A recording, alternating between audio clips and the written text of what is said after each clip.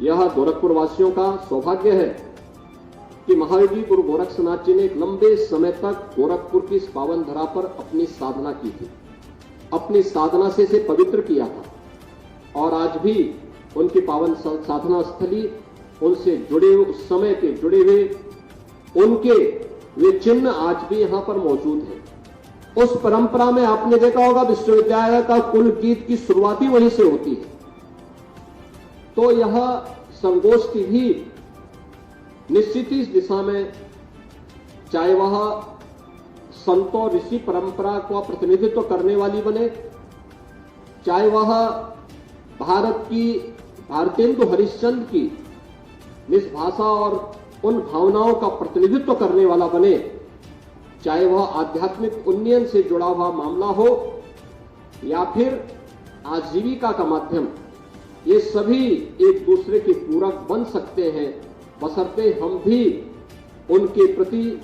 उसी पवित्र भावना के साथ आग्रही बने। मैं इस पूरी संगोष्ठी के प्रति अपनी शुभकामनाएं देता हूं, आयोजकों को हृदय से धन्यवाद देता हूं और मुझे पूरा विश्वास है कि इससे जुड़े हुए कुछ व्यवहारिक पक्ष को भी हम प्रभावी ढंग से सामने रखने का कार्य करेंगे, क्योंकि केवल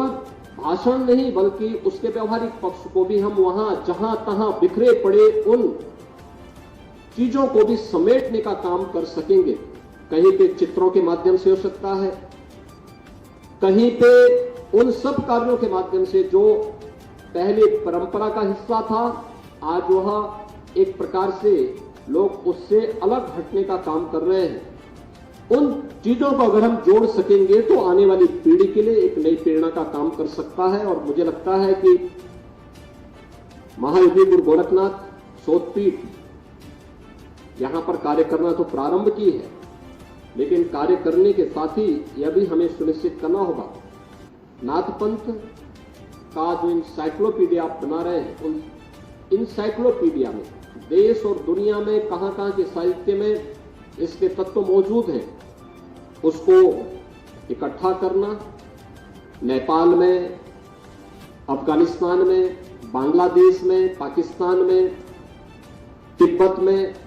वहां के साहित्य में बहुत कुछ आपको प्राप्त होगा। भारत के अंदर उत्तर से लेकर दक्षिण तक, पूरब से पश्चिम तक पूरा साहित्य हर भाषा का भरा पड़ा है। उसे ला करके उस भाषा के साथ साथ उसे हिंदी और संस्कृत में भी और अंग्रेजी में भी अगर हम उस विश्व कोश को बना सकें, उसको संरक्षित कर सकें, इसके अलावा वे चिन्ह जो नाथ योगियों के द्वारा उस समय अपने जीवन पद्धति का हिस्सा और साधना पद्धति का हिस्सा बनाया जाता था, उसको भी हम कहीं से कलेक्ट कर सकते हैं। पुराने आश्रमों में होंगे, पुराने मठ और मंदिरों में होंगे, नहीं होंगे तो उनकी रिप्लिका हमें तैयार करनी चाहिए, उनके फोटोग्राफ मंगवा करके उसकी रिप्लिका तैयार करके एक